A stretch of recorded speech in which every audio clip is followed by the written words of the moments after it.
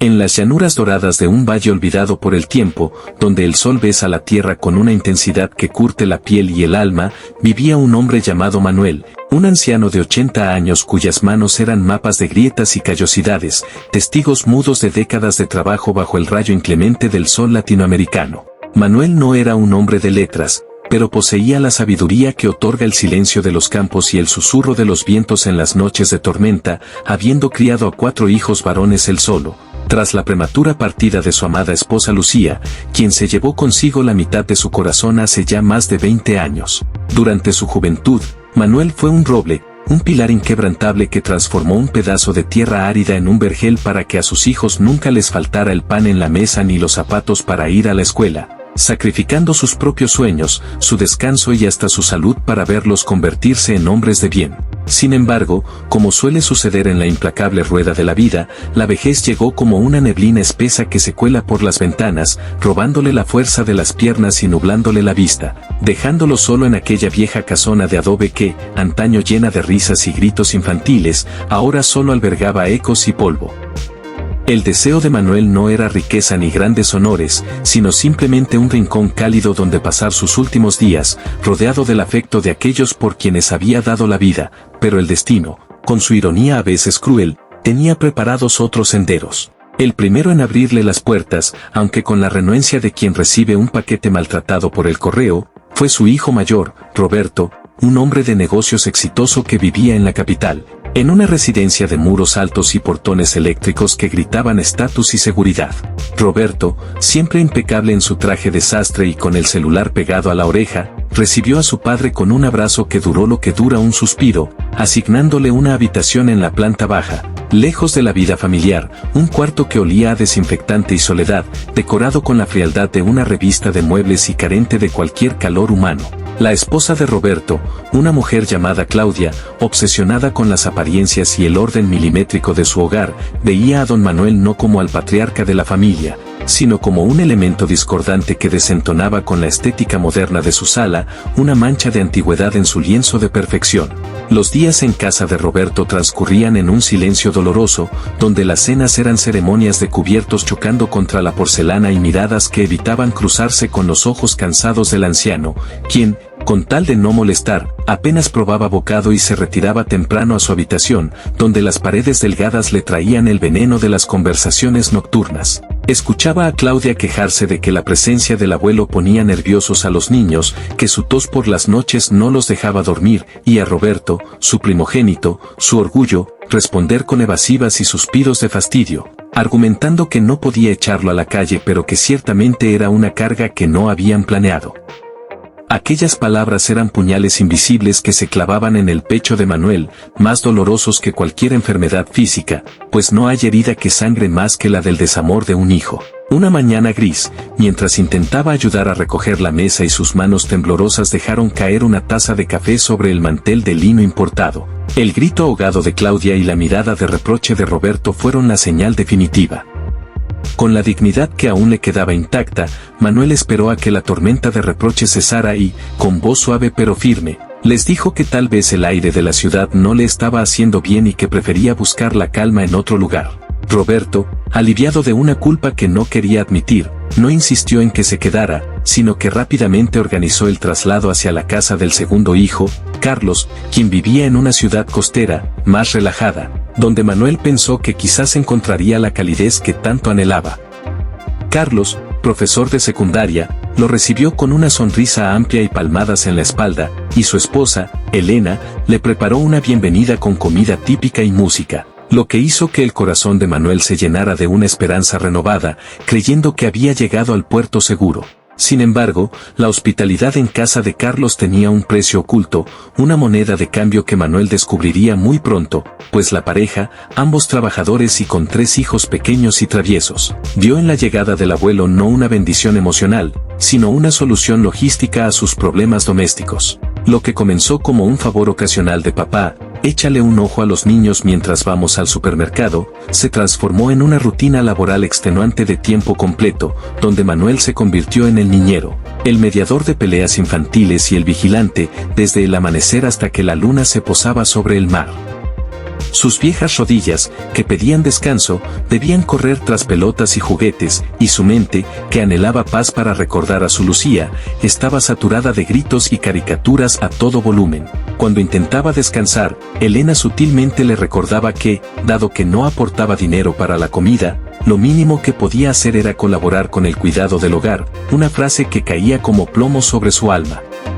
El punto de quiebre llegó una tarde de lluvia torrencial cuando Manuel, empapado por haber salido a buscar una pelota al patio, cayó en cama con una fiebre que le hacía delirar y en lugar de cuidados, encontró caras largas y preocupación no por su salud, sino por quien cuidaría a los niños al día siguiente. Escuchó a Carlos hablar por teléfono con su hermano Miguel, el tercer hijo, diciendo que la situación era insostenible, que el viejo requiere atenciones médicas que ellos no podían costear y que ya había cumplido su cuota de responsabilidad.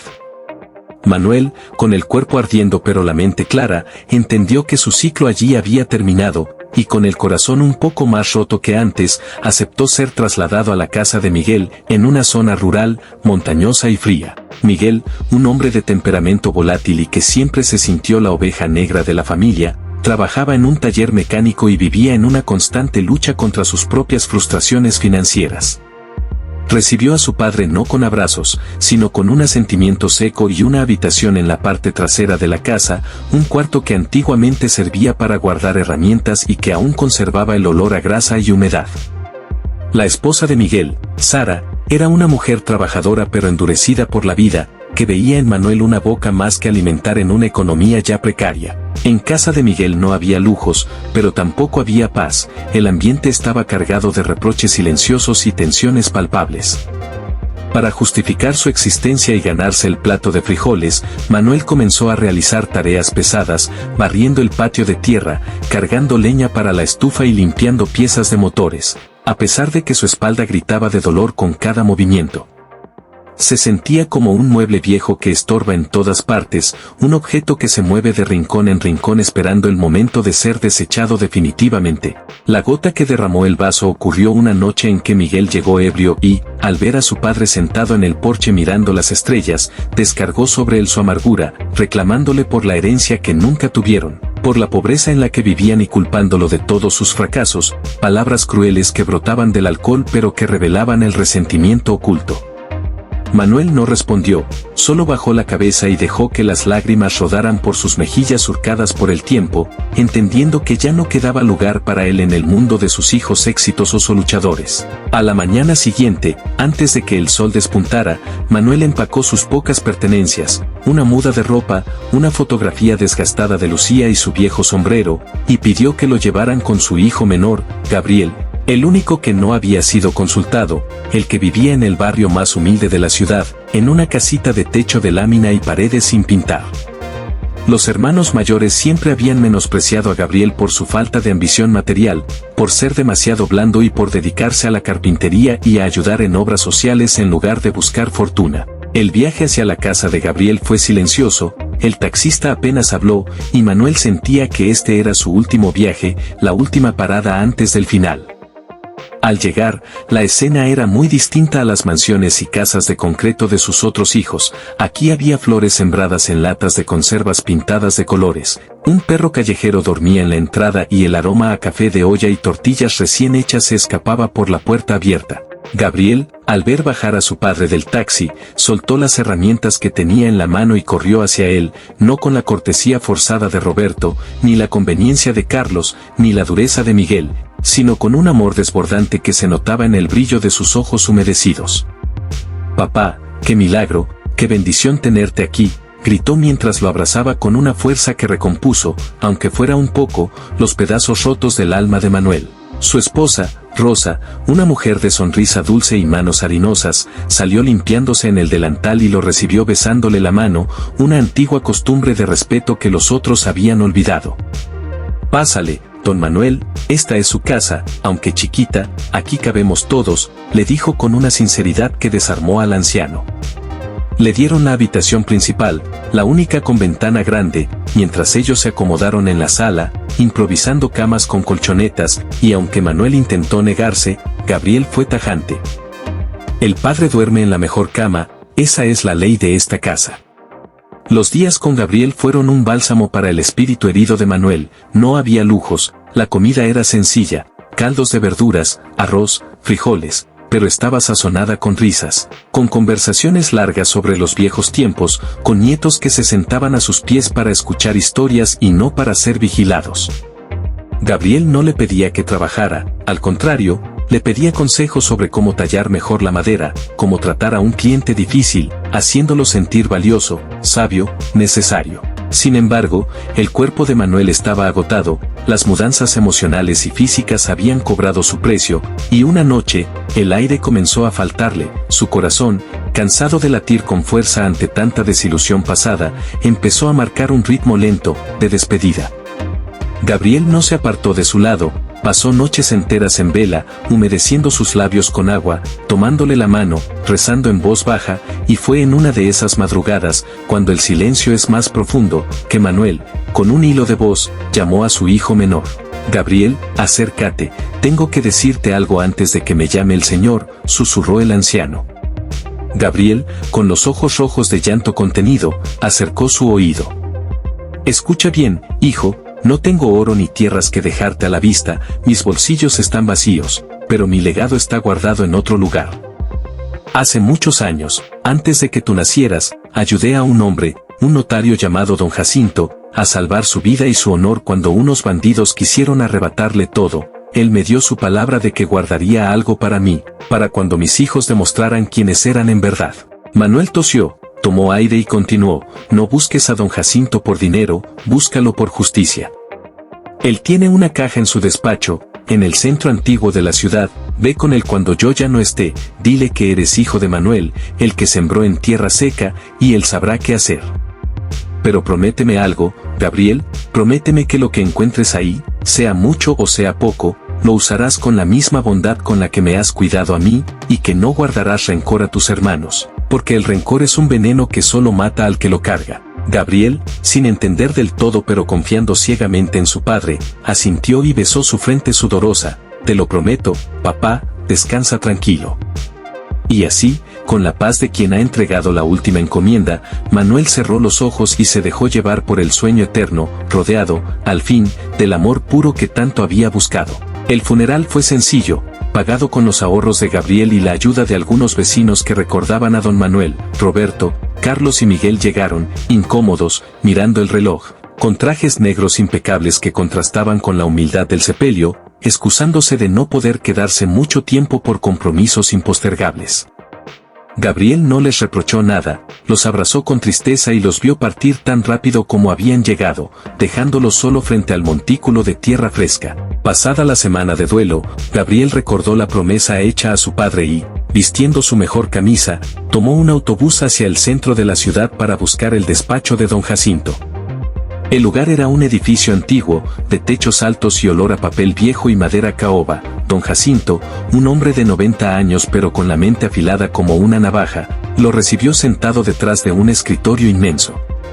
Al escuchar el nombre de Manuel y ver los ojos honestos de Gabriel, el viejo notario sonrió, una sonrisa enigmática que iluminó su rostro arrugado. Te estaba esperando, muchacho, tu padre me dijo que solo vendría el que tuviera el corazón correcto, dijo don Jacinto mientras se levantaba con ayuda de un bastón y caminaba hacia una caja fuerte empotrada en la pared, oculta tras un cuadro. De allí sacó una caja de metal oxidado y un sobre lacrado. Tu padre no era un hombre pobre, Gabriel, era un hombre discreto, continuó el notario. Hace 40 años, invirtió todos sus ahorros en unos terrenos baldíos a las afueras de la ciudad, terrenos que nadie quería, pero él tuvo la visión de que la ciudad crecería hacia allá. Esos terrenos hoy son la zona comercial más importante del norte, y él nunca los vendió, los puso en un fideicomiso que solo podía ser entregado al hijo que lo cuidara en sus últimos días sin pedir nada a cambio. Gabriel abrió el sobre con manos temblorosas y no podía dar crédito a lo que leían sus ojos. Escrituras, cuentas bancarias con sumas que jamás había imaginado, acciones de empresas constructoras, era una fortuna inmensa, capaz de cambiar la vida de varias generaciones.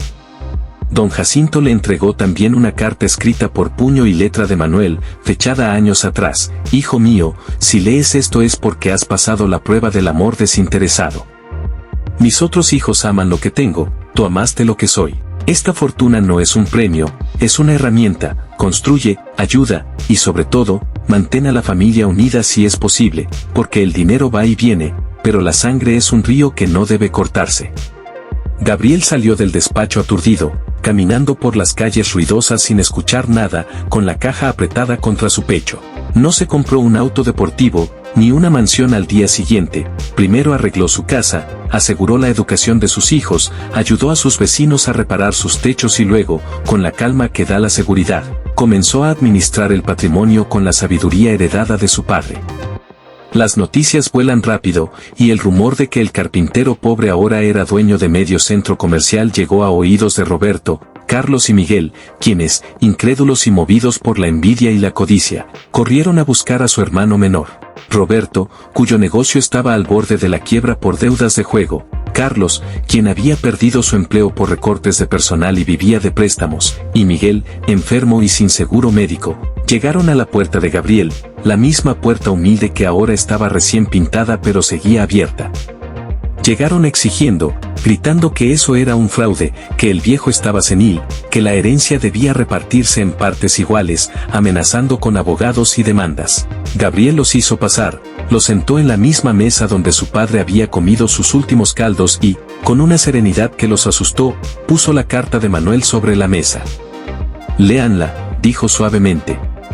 Los tres hermanos leyeron en silencio las palabras de su padre, reconociendo su letra, y a medida que avanzaban, la vergüenza iba reemplazando a la ira. Leyeron cómo Manuel describía el rechazo de cada uno, no con odio, sino con una tristeza profunda, profetizando que solo el que lo amara de verdad merecería cargar con la responsabilidad de su legado. Al terminar, hubo un silencio sepulcral en la habitación, solo roto por el sollozo de Miguel, quien escondió el rostro entre las manos. Gabriel los miró, no desde arriba, sino a los ojos. «Podría dejarlos en la calle, podría darles la espalda como ustedes se la dieron a él», dijo Gabriel, «pero eso sería deshonrar su memoria. No les voy a dar dinero en efectivo para que lo malgasten, pero las empresas necesitan administradores, gerentes, jefes de taller. Si quieren trabajar, si quieren ganarse el pan con el sudor de su frente como él nos enseñó, hay lugar para ustedes aquí. Pero será bajo mis reglas, las reglas de la honestidad y el respeto». Los tres hermanos, derrotados por la vida y por la lección moral que acababan de recibir, aceptaron. Roberto se encargó de la contabilidad bajo estricta supervisión, Carlos de la logística y Miguel del mantenimiento de la maquinaria. Fue difícil al principio, hubo roces y momentos de tensión, pero poco a poco, trabajando codo a codo con Gabriel, empezaron a entender el valor del esfuerzo y la dignidad que su padre siempre intentó inculcarles. Con los años, la familia se unificó, no perfecta, pero sí real. Los nietos crecieron conociendo la historia del abuelo Manuel, no como la del viejo que estorbaba, sino como la del patriarca sabio que, incluso después de la muerte, tuvo la capacidad de educar y salvar a sus hijos. Gabriel envejeció con la tranquilidad del deber cumplido, y cada domingo, sin falta, visitaba la tumba de su padre, llevándole flores frescas y contándole cómo iba todo.